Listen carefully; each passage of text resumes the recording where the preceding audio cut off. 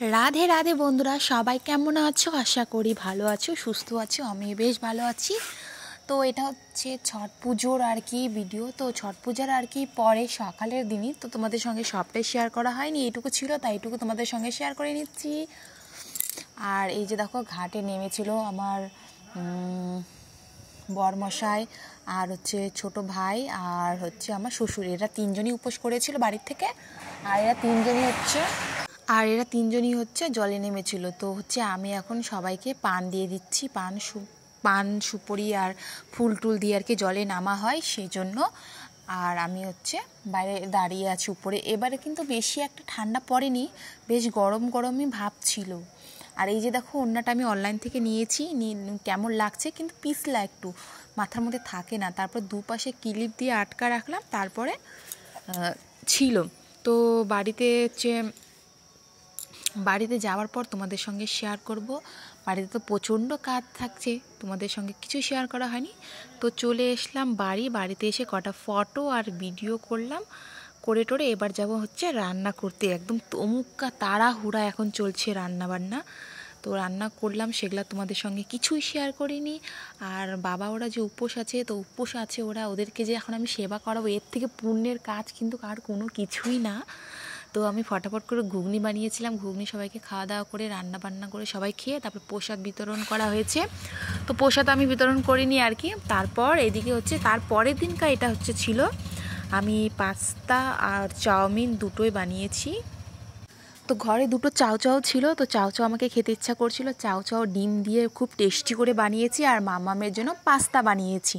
তো একটু ওকেও টেস্ট করালাম, তো ও বললো যে আমি খাবো না, আমি পাস্তাই খাবো, সেজন্য ওর জন্য পাস্তা বানানো হয়েছিল। আর এখন বন্ধুরা ভিডিও করব করে কিন্তু কোনো কিছুই করা হচ্ছে না, মানে ভালো লাগে না আর আলসি লাগে।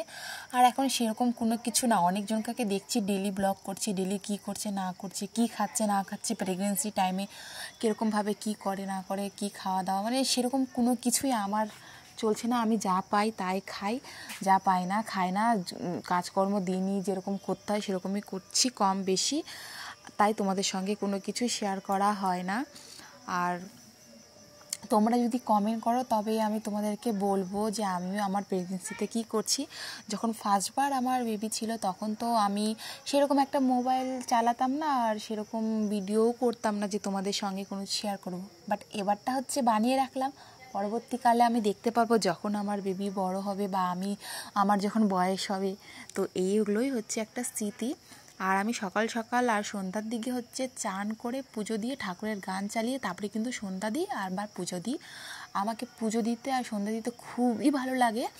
তো 5 মাসের পরে কিন্তু পুজো দেওয়া যায় না, বাট আমি দিচ্ছি আর আমি দিব, এটা আমি মানবো না। এটা আমি ফার্স্টবারও মানিনি আর এবারও আমি মানবো না। ভগবান যদি আমাকে এটাতে শাস্তি দেয় তো দিবে, কিন্তু আমি পুজো করা ছাড়বো না। আমাকে ভীষণ ভালো লাগে, ভীষণ ভালো লাগে। আমি সকাল সকাল এখনও পর্যন্ত আমার সকালে বাসি কাজ হয়ে যায়, স্নান করে পুজো দিই, তারপর আমি কোনো কিছু খাই।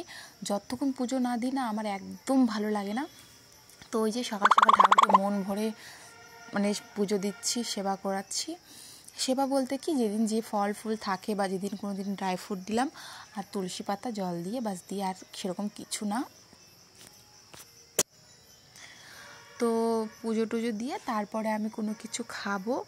আর এখন কিন্তু আমি খেতে পারি, আর এতদিন কিন্তু 5টা মাছ আমি খেতে পারিনি। 5 মাস থেকে কিন্তু আমার সব